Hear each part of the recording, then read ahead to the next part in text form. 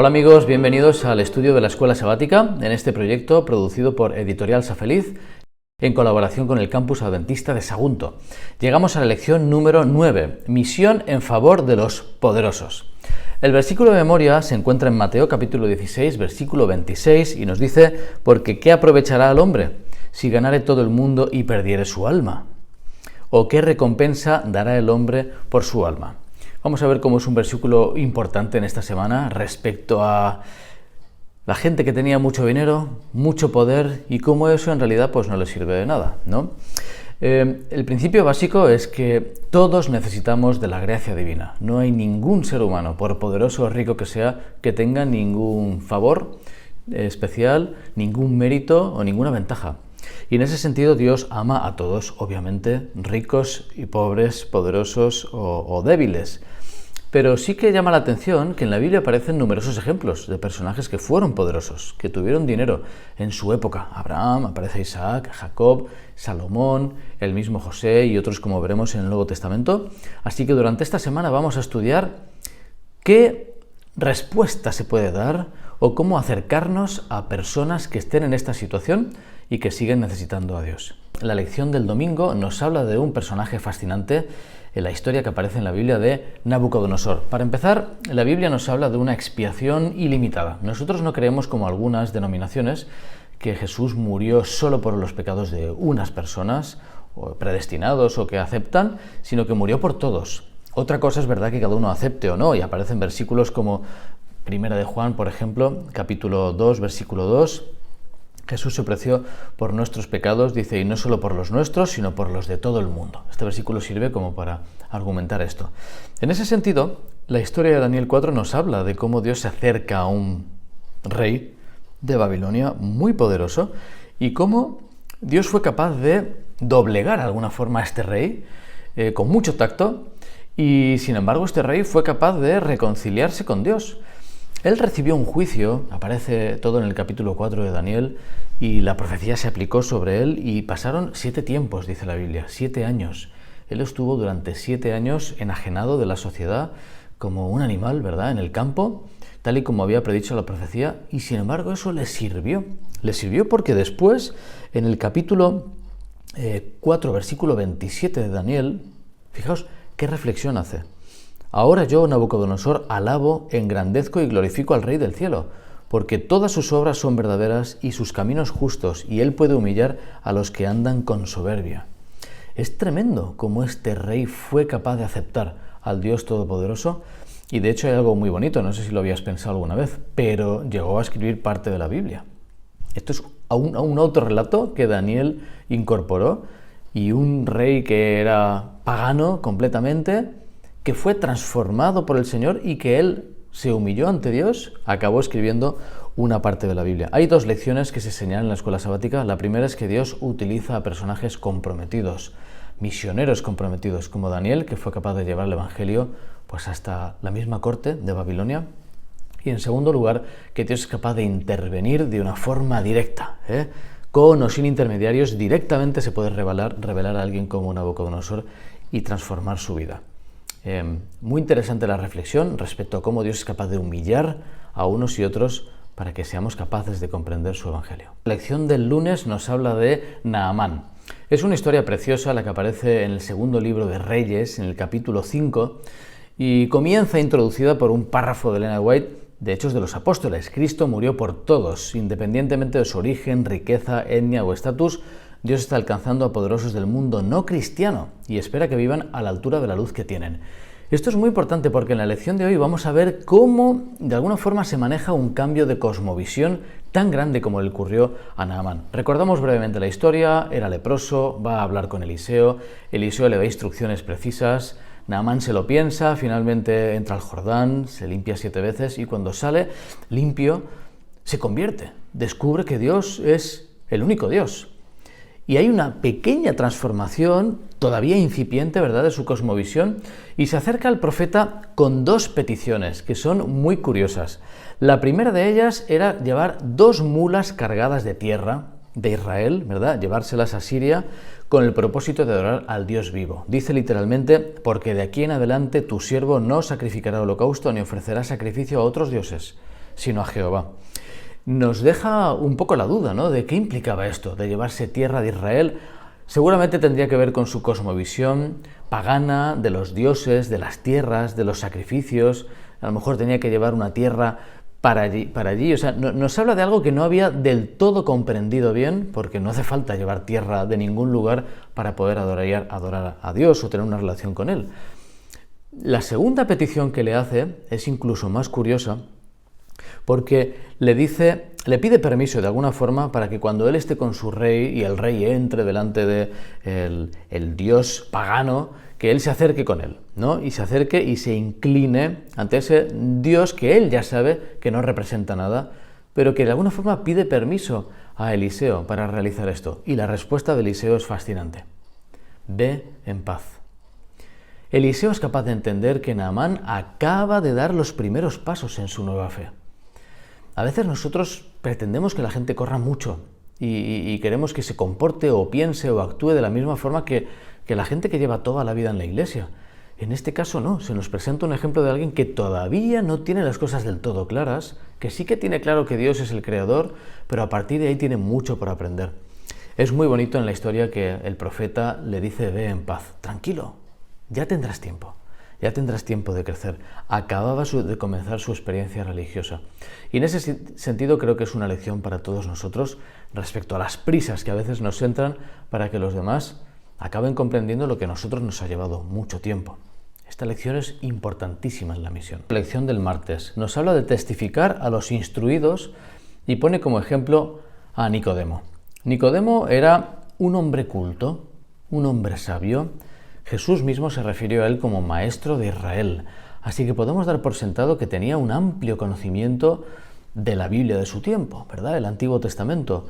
Guardaba los mandamientos, era un líder respetado, era un líder espiritual y encima era rico. Muchos consideraban pues que había sido tocado por el cielo, ¿no? En ese sentido, las bendiciones materiales unidas al conocimiento bíblico espiritual, pues lo presentaban ante la gente como alguien casi perfecto, tremendo, y encima miembro del concilio. Sin embargo, el acercamiento que tiene a Jesús por la noche, a oscuras, de incógnito casi, nos habla de que en el fondo había algo no resuelto en él. Esto nos da pistas también de la realidad de las personas que quizá tienen dinero, que tienen poder, que tienen fama, que son respetadas, y sin embargo hay algo que sigue sin cuadrarles. Les falta lo principal, les falta la relación con Jesús, que es el desafío que nos presenta la escuela sabática. En este caso, Nicodemo, cuando se acerca a Jesús, trata de salvar las apariencias, pero Jesús va directo al corazón. En todo el capítulo se ve esa conversación tremenda, cómo Jesús cambia el paradigma, hay que nacer de nuevo, les revela la verdad del Evangelio de una forma muy incipiente en su ministerio. Elena White nos dice justamente que lo que le reveló a Nicodemo no se lo reveló a otras personas, le presentó el Evangelio de una forma completa. Si fuese elevado a todos, traeré a mí mismo, o sea, le anticipó su muerte, cosa que cuando ocurrió, ¿verdad?, Nicodemo fue capaz de recomponer las piezas. Ahora, algo muy interesante que ocurre en esta historia es que aunque Nicodemo encuentra a Jesús y de alguna forma reconoce quién es, sigue manteniéndolo en oculto. También nos habla de los tiempos. Las personas necesitan sus tiempos para manifestarse, para dar un paso al frente, y sí que cuando Jesús muere, bueno, ya antes de morir, ¿verdad?, en el concilio, Nicodemo trató de esperar. Cuando querían ya matarlo, bueno, vamos a escucharlo, trató de protegerlo, y después de muerto ya sí que Nicodemo dio un paso al frente y luchó, ¿no?, por recuperar el cuerpo de Jesús, junto con José de Arimatea, que estudiaremos también. Y nos dice Elena White que dedicó su vida a la predicación del Evangelio. Dice el deseo de todas las gentes que acabó siendo pobre de los bienes materiales, pero había encontrado algo mejor. Es una historia preciosa, sin duda. Lección del miércoles: misión en favor de los ricos. La Biblia, la escuela sabática, nos presenta el episodio del joven rico, ¿verdad?, en Mateo 19, esa conversación entre Jesús y un joven que tenía mucho dinero, que tenía muchas posesiones, que era respetado, y después de plantearle esta conversación donde Jesús señala el objeto de su deseo, ¿verdad?, los mandamientos muy bien, pero te falta algo, la codicia. Deja de codiciar, vende todo, libérate y sígueme. Y sin embargo es una historia triste porque el joven rico se fue porque tenía muchas posesiones, no fue capaz de liberarse de eso y ser libre de verdad y acercarse a Jesús. Nos dice el texto bíblico la frase de Jesús demoledora en ese sentido. Dice, otra vez os digo, Mateo 19:24, que es más fácil pasar un camello por el ojo de una aguja que entrar un rico en el reino de Dios. Es tremendo. Y sin embargo, para Dios todo es posible. La realidad es que los ricos, por ricos que sean, no pueden comprar la salvación. No tienen, como decíamos el sábado en la introducción, no tienen ninguna ventaja respecto al reino de los cielos. Es más, tienen el posible lastre que implica la autosuficiencia, la seguridad que dan las riquezas. Y eso es lo que lo complica. No es que las riquezas sean en sí malas, sino que apegarse demasiado a ellas puede generar una situación difícil que se presenta a Jesús. Uy, qué difícil es que alguien se desprenda de lo que tiene y que de esa forma pueda entregar su vida completamente a Dios. Nos lo dice en Juan, ¿verdad? 11:27, Jesús le dijo, yo soy la resurrección y la vida, el que cree en mí, aunque esté muerto, vivirá. Solo Jesús tiene la vida, una vida que no se puede comprar. En contraposición a esto, en Lucas 19 aparece la historia de Zaqueo, que sí que termina bien. A diferencia del joven rico, Zaqueo tenía muchas posesiones, pero fue capaz de seguir a Jesús. Es curioso que en la historia Jesús no le pide a Zaqueo que venda todo, sin duda porque no le hacía falta. El joven rico tenía un problema serio con eso. En el caso de Zaqueo ya estaba en proceso de transformación y simplemente se presentó en su casa, le compartió la gracia y Zaqueo instantáneamente respondió poniendo en orden su vida, que también es parte de la respuesta al Evangelio. En ese sentido también en estas historias vemos dos formas diferentes como ricos de responder al Evangelio. El jueves nos presenta el tema misión en favor de los poderosos y comienza diciendo que Jesús sí que sabía cómo acercarse a los poderosos y cómo lograr ese acercamiento que a nosotros nos cuesta en ocasiones. Un patrón que vemos es que muchos de los ricos y los poderosos, en el caso de Jesús, no acudieron abiertamente a él, sino que hubo un acercamiento más bien sutil, hasta que entendieron o descubrieron o se aseguraron de que Jesús era quien decía ser, era realmente el Hijo de Dios. Es el caso de José de Arimatea, que encontramos en diferentes versículos, ¿verdad? Como en Mateo 27. Hasta ese momento no había aparecido en la Biblia José de Arimatea, en ningún lugar, y de repente, completamente desconocido, aparece, irrumpe en la historia y es capaz de ser usado por Dios para cumplir la profecía. En ese sentido, una de las fases más difíciles que nos presenta la escuela sabática al acercarnos a los poderosos es justamente cómo acercarnos, cómo establecer una relación con ellos. Y un consejo que nos presenta es no ir a por ellos. Es paradójico, Jesús no lo hizo. Jesús más bien esperó y ellos se acercaron. Manteniendo un perfil bajo, ellos se fueron acercando a eso que estaba ocurriendo. Claro, ¿por qué? Porque a las personas poderosas les gusta formar parte de cambios positivos, les gusta transformar la vida de las personas, les gusta hacer el bien. En ese sentido, Jesús les ofreció la oportunidad de unirse a un movimiento que estaba en auge, que era sutil, pero que implicaba transformar para bien el mundo. Y en segundo lugar también aparece la realidad de que a los ricos, poderosos, ¿verdad?, saben que van a ser transformados cuando se acercan a algo bueno. La segunda fase que nos presenta la escuela sabática es, aparte de esta primera, de un perfil más bajo, ¿no?, compartiendo el Evangelio y esperando que se acerquen, la realidad de montar, organizar de forma sistemática un ministerio en favor de las personas poderosas. Ahí hay un llamado para nuestra Iglesia, una necesidad, un nicho no cubierto, y es dedicarnos de forma especial a aquellas personas que nos cuesta alcanzar en nuestra vida diaria, por personas humildes, ¿verdad?, que somos, que no tenemos poder, que no tenemos esas riquezas, esa influencia, pero ahí está el llamado y la misión para dedicarnos de forma especial con un ministerio dedicado a eso. El desafío que nos presenta la escuela sabática es justamente orar por personas que puedan tener poder o incluso escribirlas sin conocerles, diciendo que estamos orando por ellos. Es un desafío muy bonito. Terminamos ya el estudio de nuestra escuela sabática con el viernes, donde se hace ese resumen, ¿verdad?, con algunos párrafos de Elena de White.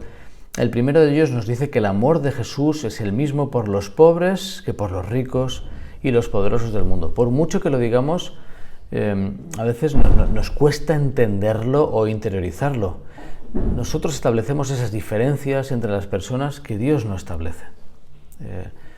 nos ama a todos por igual. Y eso es algo que nos cuesta vencer, una tendencia de establecer diferencias, establecer clases, ya sea por admiración excesiva o por desprecio. En el caso de Dios no ocurre esto. De hecho, nos recuerda que ellos, dice Elena White, necesitan la salvación tanto como los demás, aunque por desgracia no se den cuenta de ello debido a la sensación de seguridad que creen que les ofrece su riqueza. Como veíamos el día que hablábamos del joven rico, ¿no? La dificultad para los ricos y los poderosos, como ocurre quizá en Europa, en Occidente, en los países más desarrollados, el desafío que se encuentra es ese. No es que la gente sea rica y poderosos todos, pero sí que hay una falsa sensación de seguridad, de estabilidad, de bienestar. Qué difícil es entonces introducir la noción de Dios, la necesidad de Dios. Hay que hacerlo de una forma especial, con sabiduría, como lo hizo Jesús. Y de hecho se nos presenta el desafío. Mucho se ha dicho con respecto a nuestro deber hacia los pobres desatendidos, pero ¿no debe dedicarse alguna atención a los ricos desatendidos? Ojalá que esta escuela sabática, ¿verdad?, compartida en todo el mundo, tenga el efecto, para empezar en nuestras vidas, de quitar prejuicios y poder plantearnos el acercamiento a personas de altas clases, favorecidas, con poder, con dinero, y presentarles el mensaje del Evangelio que tanto necesitan. Que el Señor nos bendiga.